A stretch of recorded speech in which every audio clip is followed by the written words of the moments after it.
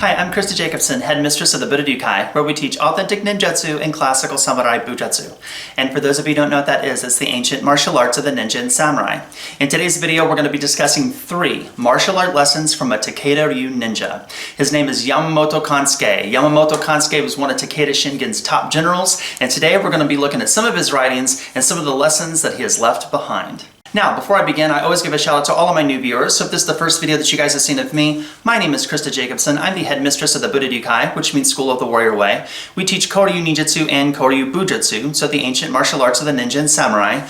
This organization does have other areas of focus, such as reality-based self-defense, weapons training and tactics, concealed carry, survival skills, martial arts theory, thought and philosophy, martial arts conditioning. If any of these topics interest you at all, please subscribe to my YouTube channel and don't forget to click the bell. I do post 2 to 3 videos every single week. So if you're interested in any of those topics, please subscribe, click the bell, and keep up with what we're doing. So today we're going to be talking about 3 martial art lessons from a Takeda Ryu ninja, Yamamoto Kansuke. Yamamoto Kansuke was born in 1501 and died in 1561. He was known by various different names such as Haruyuki as well as Doki, which means Demon of the Way. Yamamoto Kansuke was a brilliant strategist and a samurai of the Sengoku period. He was one of Takeda Shingen's top generals as well as one of his top ninja. Now, Yamamoto Kansuke wrote many different historical scrolls, some of which are very popular within the ninjutsu community. Documents such as the Rodanshu as well as the Koryu Gunkan. Now, we can talk about both these scrolls at a later time, so if you guys are interested about the Rodanshu or the Koryu Gunkan, just stick in the comment section and I'll make sure that I get those videos up for you. But I do want to take a second to talk about the Koryu Gunkan. It was written in 1616 and it is the oldest document that I know of that references Bushido. Now, I know a lot of people say Bushido is a modern construction and the Way of the Samurai was something that was written in the early 1900s by Nitobe, and I just want to say that's absolutely not true. The Way of the Warrior or the Way of the Samurai has been around for hundreds of years. I will admit that the book written by Nitobe in the early 1900s probably romanticized the idea of Bushido a little bit, and he kind of worded it in a way that would be more appropriate for the time that he was writing.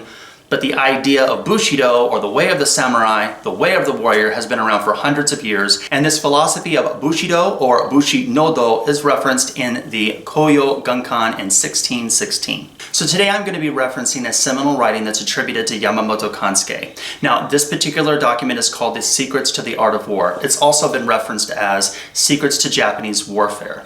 In this particular document, it lists hundreds of different lessons on Japanese warfare, the arts of war, battle, strategy, fighting, martial arts. So many lessons come from this particular document. But today, we're going to be talking about 3 martial art lessons from these writings that's attributed to Yamamoto Kansuke. Lesson number 1 is called The Arts of Warfare. In this lesson, he writes, "Come into the human age, the numbers of weapons increased, and the information on them is diverse. Here, ever since my youth, I have been devoted to this path, considering the techniques for long and short weapons, which to use and which to omit. If any are omitted, victory is uncertain. The reason for this is that the space between you and your opponent differs with the occasion. For a distant opponent, use your bow and arrow and firearms. For an enemy at the middle range, use your spear and halberd.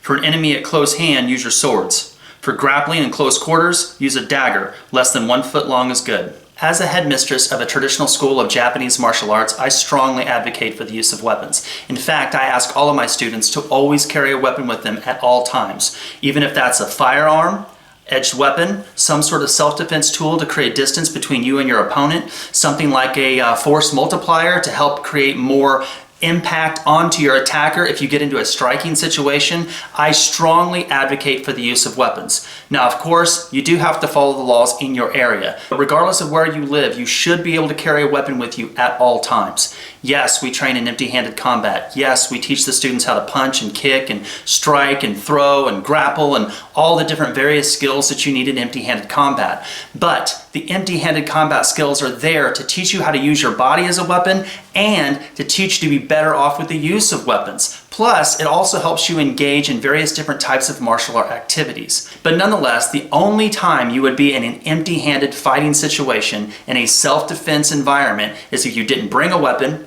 you lost the weapon, or the weapon broke. I strongly advocate for the use of weapons. In a self-defense situation, you have been chosen as prey.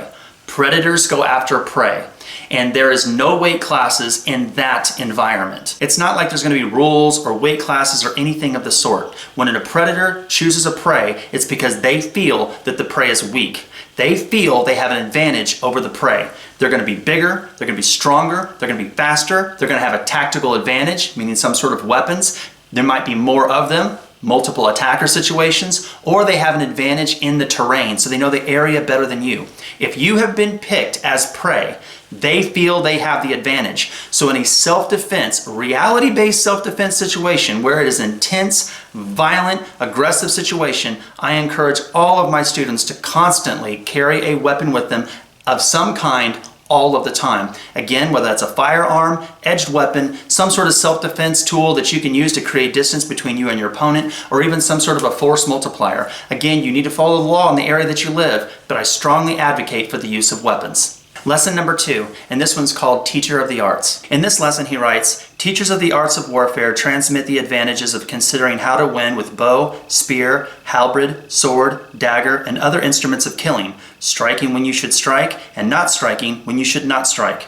If you lack training in even one area, you should not be called a martial arts teacher.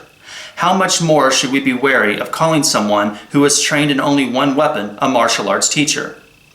The reason for this is that one who only uses the bow should be called an archer. One who only uses a spear should be called a lancer. One who only uses a sword should be called a swordsman. Each one designated with a specific name. Clearly, I have a different opinion running my organization than many other martial art teachers who are running their organizations. But I do want to say this.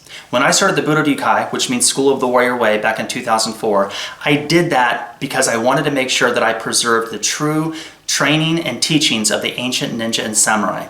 To do this, we had to make sure that all skills of the Bushi Sanjuroku Ki, which means the 36 skills of Japanese warfare, were present.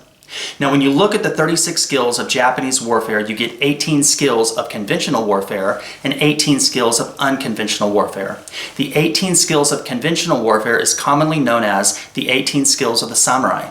And the 18 skills of unconventional warfare is generally called the 18 skills of the ninja. Now, you take the two, 18 and 18, you get 36. And again, the 36 skills of Japanese warfare is called the Bushi Sanjuroku Ki.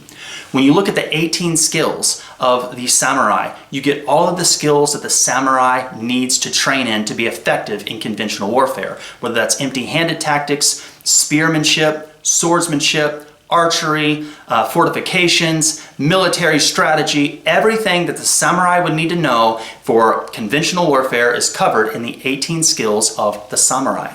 In the 18 skills of the ninja, all the skills that the ninja or the shinobi would need to know to be effective in unconventional warfare is taught in that section, whether that's inen, yonin, inton jutsu, etc., etc.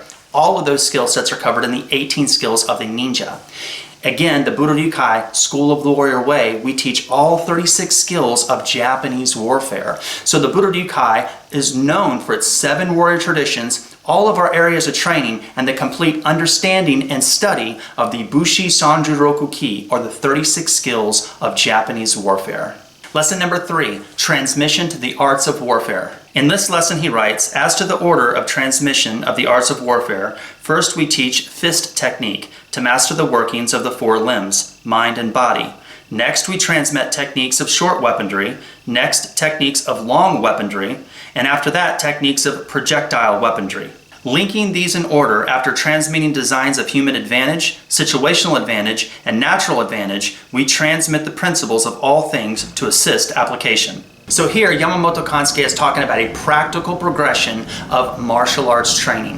Yamamoto Kansuke is talking about empty-handed training and empty-handed fighting techniques, and then from there you learn short weaponry, and then long weaponry, and then projectile weapons, and he's talking about this progression. Here at the Budo we take a very similar approach. The reason for this is we want all of the students to start at the very first lesson and progress through the levels so they can build a strong foundation. You absolutely have to be very good at empty-handed combat. It's not because you're going to be in an empty-handed fighting situation. It's because all of the skills and lessons that you learn by using your body, you use those same principles when using weapons. So by starting in the beginning, you learn empty-handed combat, striking, kicking, grappling, throwing, choking, locking, all that kind of stuff. And then you start moving into various different types of close quarter combative weapons, or long weapons, or even projectile weapons, self-defense situations. All of these things tend to matter as you go through your progression of training. Here at the Budo we have a very similar approach where we start at the very beginning so that students can have a strong foundation with martial arts technique, and as they progress down this path, they can grow stronger and stronger and get more advanced skill within the martial arts. Now, if you guys would like to know more about Yamamoto Kansuke and you want me to do a bio video on him, please put in the comment section. I'll be more than happy to get that video going for you. If you guys enjoyed this video, don't forget to subscribe to my channel. Again, I do post 2 to 3 videos every single week. If you like the ninja and samurai and traditional Japanese martial arts, again, subscribe to the channel, click the bell. I do post 2 to 3 videos every single week. If you guys are interested in authentic ninjutsu and classical samurai bujutsu, please check out my website at www.budoninjutsu.com. There you guys can see the 7 traditions, the list of skills, the areas and principles and philosophies that we teach. If you don't live next to one of our schools, you guys can always join the Budo online Ninjutsu Dojo, and you guys can start training with us that way. So thank you guys very much for your love and support. I deeply appreciate it. And until next time, take care, be safe, and good luck in your journey of Budo. Bye.